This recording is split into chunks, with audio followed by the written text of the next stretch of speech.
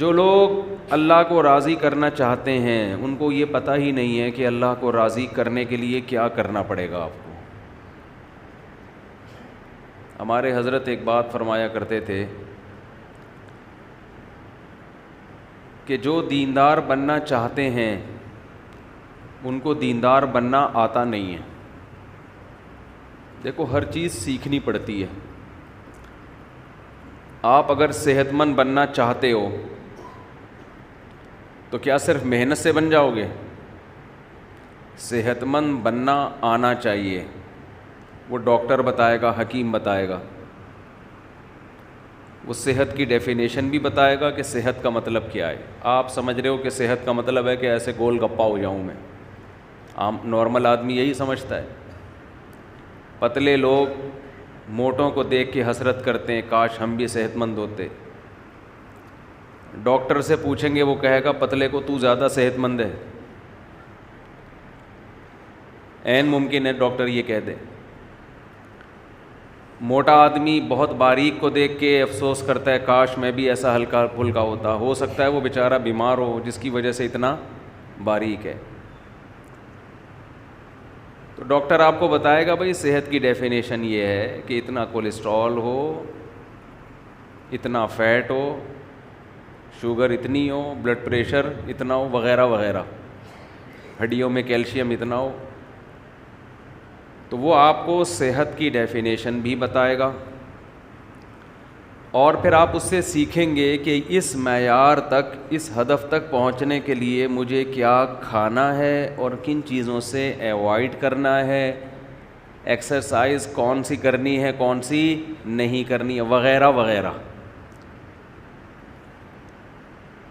جن لوگوں کا پیٹ نکلا ہوا ہوتا ہے نا بہت زیادہ، وہ جب پیٹ کم کرنے کے لیے جاگنگ کرتے ہیں تو وہ لٹک جاتا ہے کیونکہ ہلتا ہے نا، وہ ہلتا ہے، ڈم ڈم دائیں بائیں جا رہے ہیں ٹھیک ہے نا. پھر وہ آہستہ آہستہ لٹک جاتا ہے. وہ کہتے ہیں یہ تو کم نہیں ہوا. تو کوئی بھی چیز ماہرین سے پوچھی جاتی ہے کہ بھئی کون سا کام کس طریقے سے کرنا ہے. دین کے بارے میں بھی ہدف کیا ہے؟ اللہ کو راضی کرنا. تو اللہ سے پوچھا جائے گا نا کہ تیری رضا کن چیزوں میں ہے، پہلے تو ہمیں یہ بتا، پھر ہمیں یہ بتا ان چیزوں کو ہم نے حاصل کیسے کرنا ہے، اس کا طریقہ کار کیا ہے. یہ چیز آپ اللہ سے نہیں پوچھتے.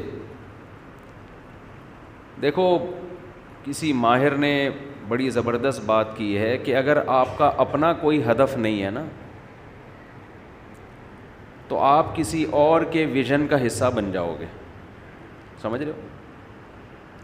اگر آپ کا اپنا کوئی ویژن نہیں ہے کہ میں نے یہاں پہنچنا ہے اس طریقے سے، تو نیوٹرل رہ کے زندگی نہیں گزارو گے، کسی اور کے ویژن کا حصہ بن جاؤ گے.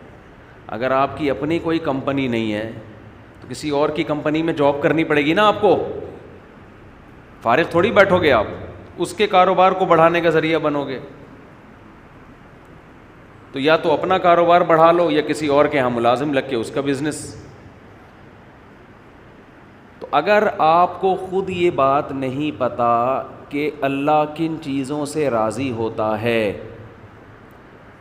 کیا کرنا ہے کیا نہیں کرنا، تو بہت سے لوگ جن کا ہدف ہے دنیا پرستی، وہ دین کا لیبل لگا کے آپ کو دنیا پرستی میں لگا دیں گے. کیونکہ ہمارے ہاں گیٹ اپ دیکھا جاتا ہے، سامنے والے کا گیٹ اپ دیکھا جاتا ہے، داڑھی ہو پگڑی ہو. ہمارے ہاں سلسلے دیکھے جاتے ہیں، قادری چشتی لگا ہوا ہو ساتھ میں، اور فلاں کا سجادہ نشین ہے، گدی نشین ہے،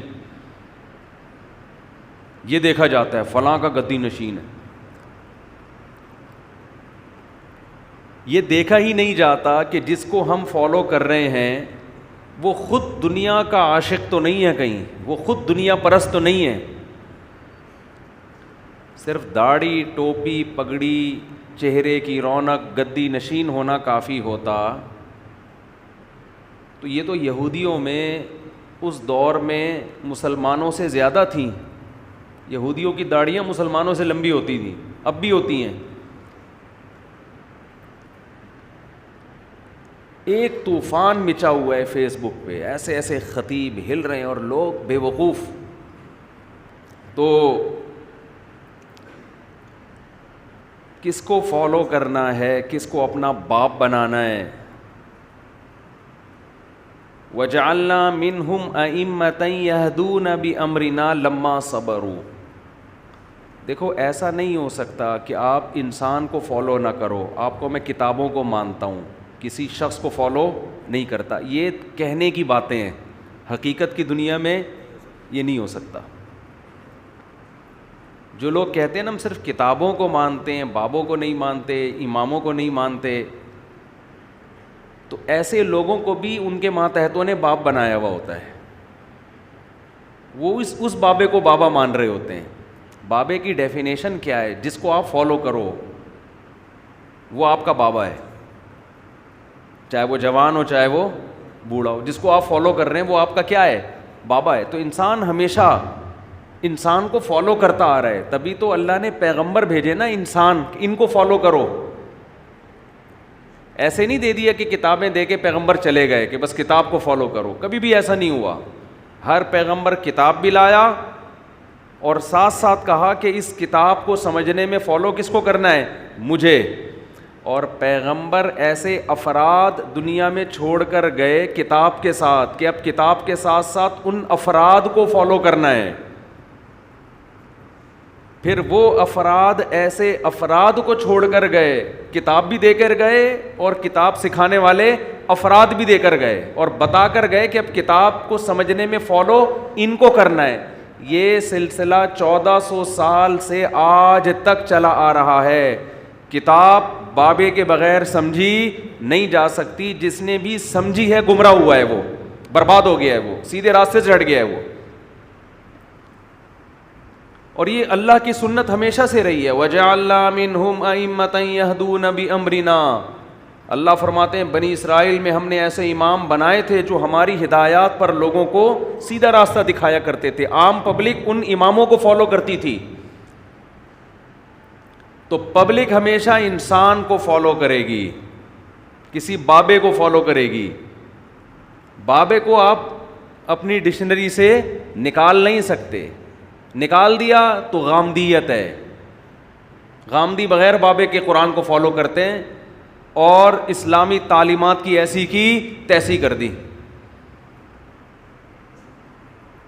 حضرت عیسیٰ علیہ السلام کی حیات کا انکار کر دیا کہ آسمانوں پہ زندہ نہیں ہے، جو پوری امت کا ہمیشہ سے اجماعی مسئلہ ہے. قادیانیوں کے بارے میں کہہ دیا کہ ہم ان کو کافر نہیں کہہ سکتے. گھمانے کو بہت چیزیں گھمائی جا سکتی. غیر اسلامی ریاستوں کے بارے میں کہہ دیا کہ وہاں جمعہ نہیں ہوتا، کہ جمعہ پڑھانا حاکم کا کام ہے، اسلامی حکومت کا کام ہے. ان سب کے جواب میں دے چکا ہوں. اور پتہ نہیں کیا کیا کیا ہے. دیکھو اسلام وہ ہے جو اللہ رسول نے بتایا. اپنی طرف سے چلو گے نا تو ٹکا بھی نہیں ملے گا قیامت کے دن. اخپل طریقے سے آپ اللہ کو راضی کرنے کی کوشش کرو گے، اللہ راضی نہیں ہوگا. اللہ راضی نہیں ہوگا. حضرت عمر کہتے ہیں ایک واقعہ ہے کہ ایک پادری کو دیکھا جو رو رو کے نا نالیاں پڑ گئی تھیں، سوکھا ہو گیا تھا بالکل دبلا. حضرت عمر اس کو دیکھ کے رو پڑے. کہا کہ دنیا میں بھی اپنے آپ کو عذاب میں ڈالا، آخرت میں بھی عذاب میں، کیونکہ دین برحق کو فالو نہیں کر رہا، اپنی طرف سے اللہ کو راضی کرنے کی کوشش کر رہا ہے. آپ نے ایسے ہندو دیکھے ہوں گے جنہوں نے منتیں مانی بھی ہیں، کپڑے نہیں پہنتے، کھانا پینا چھوڑ دیا، سر منڈاتے ہیں. بدھسٹ کو میں نے دیکھا ہے ایسے، زندگی بھر کا عذاب، شادی نہیں کرتے، تو اپنے آپ کو ایک ٹینشن میں ڈال دیا اور نیت یہ کہ بھگوان ہم سے خوش ہوگا. حالانکہ خدا خوش نہیں ہوتا کہ آپ سر منڈا کے گھومتے رہیں، کھانا پینا چھوڑ دیں اور آپ شادی بھی نہ کریں. کچھ ہوتے ہیں نا، ہندوؤں میں بھی ہوتے ہیں، بدھسٹ میں بھی ہوتے ہیں. ایک یوٹیوب پہ میں نے ویڈیو دیکھی، ایک ہندو کے جو پنڈت تھے انہوں نے کرالنگ کر کے سفر کیا پتہ نہیں کتنے کلومیٹر دور، اور کہا ہم نے منت مانی ہے کہ پیدل نہیں جاؤں گا، کرالنگ کر کے. وہ دہلی میں پتہ نہیں کون سے مندر میں، اتنا لمبا سفر. تو کیا آپ سمجھتے ہو کہ اللہ اس عمل سے خوش ہوگا؟ آپ نے اپنی دنیا کو بھی عذاب میں ڈال دیا اور آپ نے اپنی آخرت بھی برباد کر دی. چند صحابہ نبی کی خدمت میں آئے حضرت عائشہ کے گھر، تو انہوں نے نبی کا عمل پوچھا کہ نبی صلی اللہ علیہ وسلم کیا عمل کرتے ہیں. حضرت عائشہ نے بتایا کہ آرام بھی کرتے ہیں, تہجد بھی پڑھتے ہیں, کھاتے بھی ہیں, روزہ بھی رکھتے ہیں. انہوں نے کہا وہ تو پیغمبر ہیں بھائی, ان کے تو سارے اگلے پچھلی خطائیں معاف ہیں, ہم پوری رات عبادت کریں گے, سوئیں گے نہیں.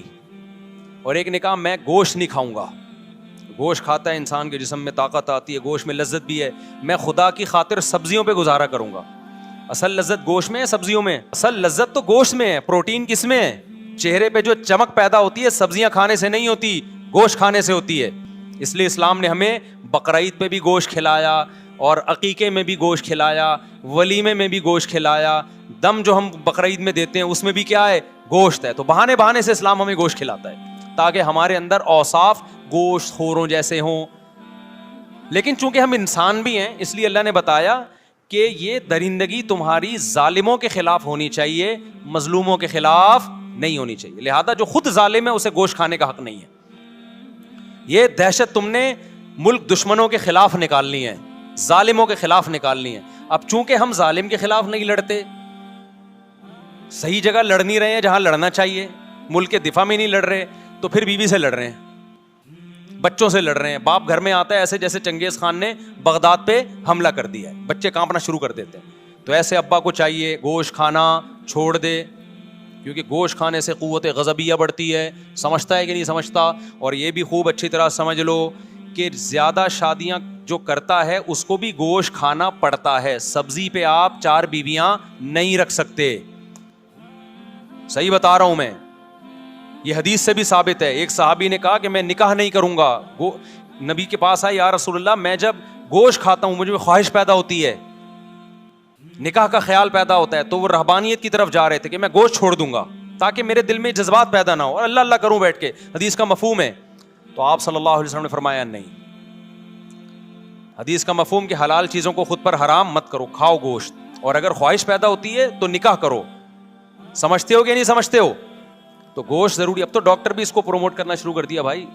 یہ جو موٹاپا آتا ہے نا, میں گیا ہوں تنزانیہ کے جنگلوں میں, وہاں میں نے ایسی قوم دیکھی ہے جو صرف گوشت کھاتے ہیں, موٹاپا نہیں ہے ان میں موٹاپا نہیں ہے, لمبی لمبی عمریں ہوتی ہیں ان کی. لیکن جو چاول کھاتے ہیں ہر وقت, چاول, بریانیاں, پلاؤ, تو وہ تھوڑے دن میں کیا ہو جاتے ہیں بھائی, دیگوں کی بریانی کھاتے کھاتے خود دیگ بن گئے. بس ایک ڈھکن کی دیر ہے. سمجھ رہے ہو؟ کھائیں, منع نہیں کیا آپ کو, لیکن زیادہ فوکس کس کو کریں آپ؟ بھائی ڈاکٹر سے پوچھ لیں, ایسا نہ ہو گوشت کھا کے مر جائیں, کچھ اور ہو جائے. میں تو ایک موٹیویشن کے لیے بات کر رہا ہوں, باقی ڈاکٹر بتائے گا آپ کو کیا کھانا ہے کیا نہیں کھانا. میں تو کوئی اور سوال کا جواب دینے لگا تھا, یہ مجھے ادھر پتہ نہیں کدھر چلا گیا. میں جواب کیا دے رہا تھا؟ ہاں, تو میں یہ عرض کر رہا تھا کہ دیکھو اپنی مرضی سے شریعت پہ چلو گے نا تو کتنی ہی قربانی دے دو, اللہ کے ہاں وہ قربانی قبول نہیں ہے. تو صحابی آئے نبی کے گھر میں, دیکھا بھائی آپ تو آرام بھی کرتے ہیں اور نماز بھی پڑھتے ہیں, کھاتے بھی ہیں, روزے بھی رکھتے ہیں. انہوں نے کہا نہیں ہم تو, ایک صحابی نے کہا میں ہمیشہ روزے رکھوں گا, ایک صحابی نے کہا بس ساری رات تہجد پڑھوں گا, ایک نے کہا میں گوشت نہیں کھاؤں گا. تو آپ صلی اللہ علیہ وسلم کو جب اطلاع ملی تو آپ خوش نہیں ہوئے. ہوتا تو یہ نا کہ آپ فرماتے ہیں ماشاء اللہ بھائی اتنی قربانی والے لوگ پیدا ہو گئے, اللہ کے لیے گوشت کھانا چھوڑ دیں گے, یہ اللہ کے لیے رات کو سونا چھوڑ دیں گے, سبحان اللہ. نا, آپ نے فرمایا کہ میں تو روزے بھی رکھتا ہوں اور ناغے بھی کرتا ہوں, میں تو گوشت بھی کھاتا ہوں, میں تو نکاح, ایک صحابی نے کہا میں نکاح نہیں کروں گا زندگی بھر تاکہ اکیلا زندگی گزاروں اور اللہ اللہ کروں بیٹھ کے. یہی مطلب تھا نا, جب بیوی ہوگی بچے ہوں گے تو ٹینشنیں بھی آئیں گی نا. انہوں نے کہا نہیں میں بیوی بچوں سے دور رہوں گا, اپنی خواہش ہی نہیں پوری کروں گا, اپنی خواہش کو میں کچل دوں گا. دیکھنے میں تو بڑا جذبہ ہے بھائی, کیا خیال ہے کہ آپ کے اندر ایک خواہش پیدا ہو رہی ہے, آپ کو میں نے پوری نہیں کرنی ہے وہ, لیکن اس جذبے کو پیغمبر صلی اللہ علیہ وسلم نے پسند نہیں کیا. نارمل زندگی گزارو. آپ نے فرمایا میں تو نکاح بھی کرتا ہوں اور میں تو روزے بھی رکھتا ہوں, ناغے بھی کرتا ہوں, اور میں تو رات کو آرام بھی کرتا ہوں, نیند بھی کرتا ہوں اور نماز بھی پڑھتا ہوں. آپ نے فرمایا جو میرے طریقے سے ہٹ کے اللہ کو راضی کرنے کی کوشش کرے گا وہ مجھ میں سے نہیں, میرا امتی نہیں ہے, اور ظاہر ہے پھر اس کی بخشش قیامت میں نہیں ہوگی. اخپل طریقے سے اگر آپ قربانیاں دینا شروع کر دو گے, اس قربانی کی اللہ کے ہاں کوئی قدر نہیں. دیکھو ایک آخری مثال دے کے بات ختم کرتا ہوں. ہم رمضان میں روزہ رکھتے ہیں غروب آفتاب تک, غروب آفتاب کے بعد افطار میں جلدی کرتے ہیں. اگر کوئی فنٹر گیری شروع کر دے کہ میں نے جناب 15 گھنٹے کا روزہ رکھ لیا, سب نے رکھا, میں اللہ کی خاطر 1 گھنٹا اور بھوک برداشت کروں گا, تو ثواب ملے گا گناہ ملے گا؟ گناہ. بھائی جب تک اللہ نے کہا تھا بھوک ہے, اب اللہ نے پابندی ہٹا دی, تو اب اگر تو پانی نہیں پی رہا تو اس سے اللہ خوش نہیں ہوگا. اب یہ تیری اپنی بنائی ہوئی ہے. تو خوب سمجھ لو, بدعت جب ہم کرتے ہیں ہم اپنی طرف سے پیغمبر کو خوش کرنے کی کوشش کر رہے ہوتے ہیں, ہم اپنی طرف سے اللہ کو خوش کرنے کی کوشش کر رہے ہوتے ہیں, لیکن اللہ کہتا ہے کہ یہ تمہارا اپنا گڑا ہوا طریقہ ہے, یہ میں نے نہیں بتایا, لہذا اس سے میں خوش نہیں ہوں گا. پبلک میں واہ واہ ہو جائے گی مگر میں اس سے خوش نہیں ہوں گا. تو اس لیے ہم نے صرف وہ کرنا ہے جو اللہ رسول نے بتایا ہے. بدعت کے قریب نہیں جانا ہم نے, نہ ربیع الاول میں جانا ہے, نہ ہم نے محرم میں جانا ہے. سمجھتا ہے کہ نہیں سمجھتا ہے؟